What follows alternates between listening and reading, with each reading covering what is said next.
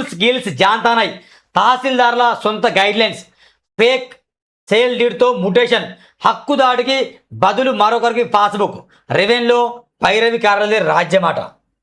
ఈ రెవెన్యూదే మొత్తం పైరవికారులే మొత్తం.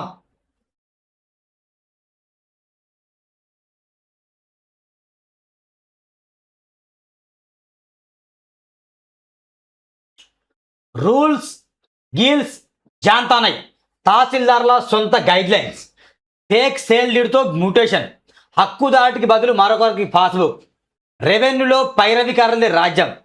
క్షేత్రస్థాయిలో ఎన్నో సమస్యలు పరిష్కారమేది. ధరణి చట్టం అమల్లో ఉండగా కలెక్టర్ల రాజ్యం నడిచేది. భూభారతి చట్టం వచ్చాక తహసీల్దార్ల సొంత రూల్స్ పనిచేస్తున్న ఆపవాదు ఉంది. సామాన్య దరఖాస్తు వచ్చిందంటే చాలు ముప్పు తిప్పలు పెడుతున్నారన్న విమర్శలు వ్యక్తమవుతున్నాయి. చివరికి ఫేక్ సేల్స్ డీడ్స్తోనూ మ్యూటేషన్ చేయొచ్చని కొందరు తహసీల్దారులు నిరూపిస్తారు. అలాగే హక్కుదారుడు ఒకరైతే మరొకరి పేరిట పట్టా పాస్బుక్ జారీ చేయొచ్చని రుజువు చేస్తాడు. రెవెన్యూ రికార్డులో తప్పును సవరించాలంటే నోటీసు బోర్డుపై 15 రోజులు పెట్టాలని పేచి పెడతాను. సీఎం రేవంత్ రెడ్డి, మంత్రి పొంగులేటి శ్రీనివాసరెడ్డి భూ సమస్యలను సత్వరమే పరిశీలించండి పదే ఆదేశాలు జారీ చేస్తున్నా క్షేత్రస్థాయిలో ఆదేశించిన పురోగతి ఉండడం లేదు.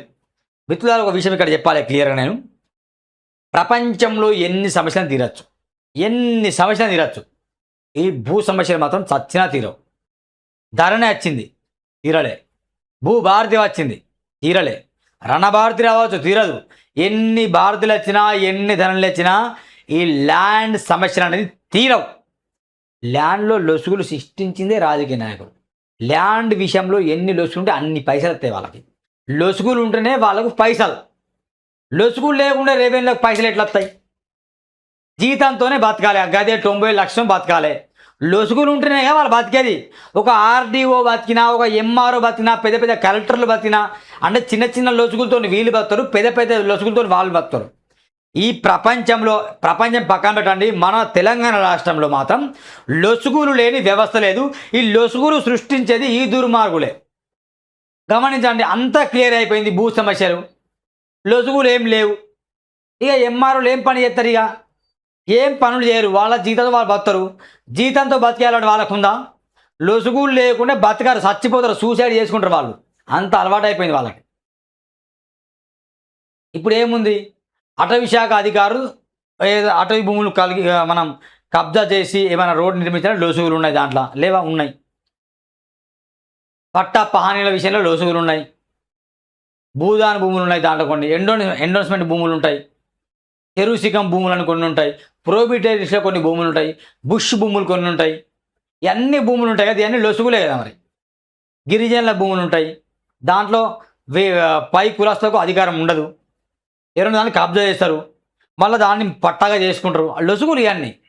అంటే ఈ లొసుగుల్ని క్రియేట్ చేసే ఎవరు వెళ్ళే. మరి ఈ లొసుగులు లేకుండా చేయలేదా? 1 మినిట్ చేయొచ్చు, కానీ చేయరు. లొసుగులు ఉండాలి, పదవులు అనుభవించాలి, బంచి చేసుకోవాలి. వాళ్ళు డబ్బులు బాగా సంపాదించుకోవాలి, లొసుగులు పెట్టాలి వాళ్ళు.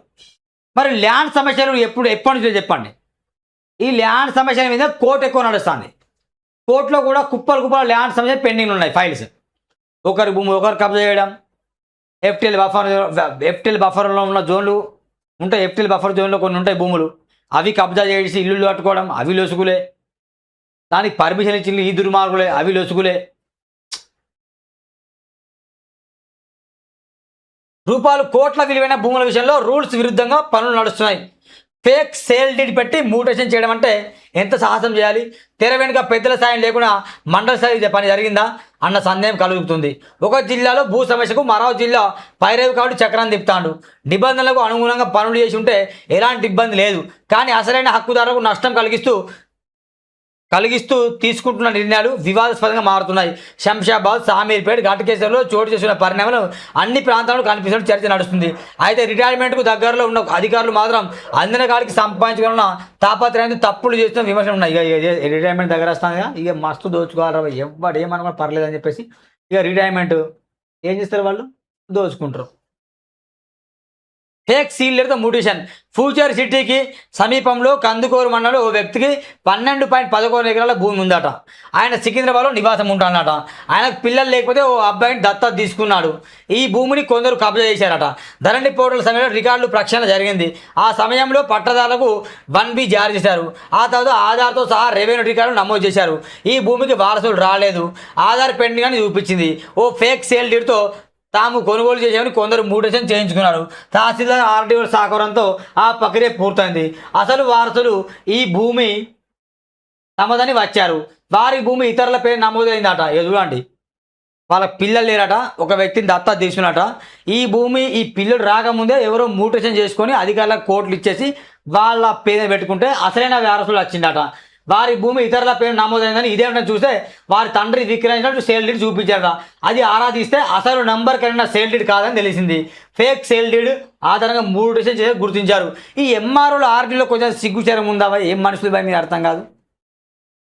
ఉద్యోగం కష్టపడి సాధిస్తారు, డబ్బులు దోచుకొని తింటారు వీళ్ళు.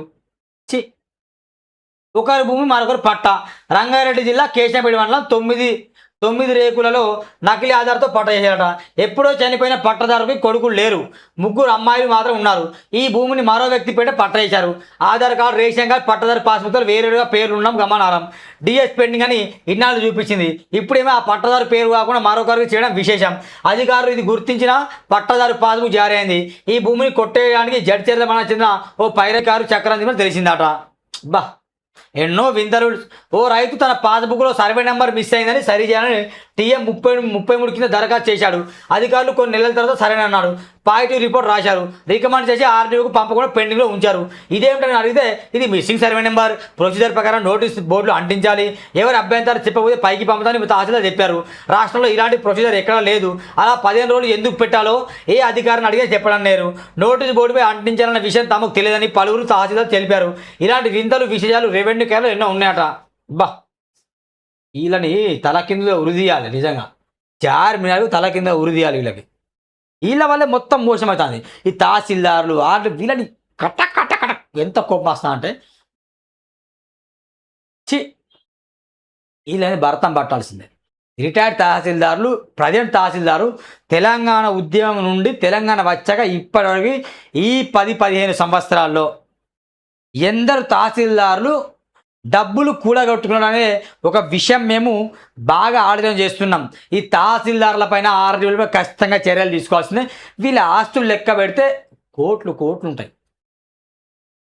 వీళ్ళని చర్యలు తీసుకోవాల్సిన మిత్రులారా, ఆగేది లేదు, ఆగే ప్రసక్తే లేదు మిత్రులారా. కోట్ల డబ్బు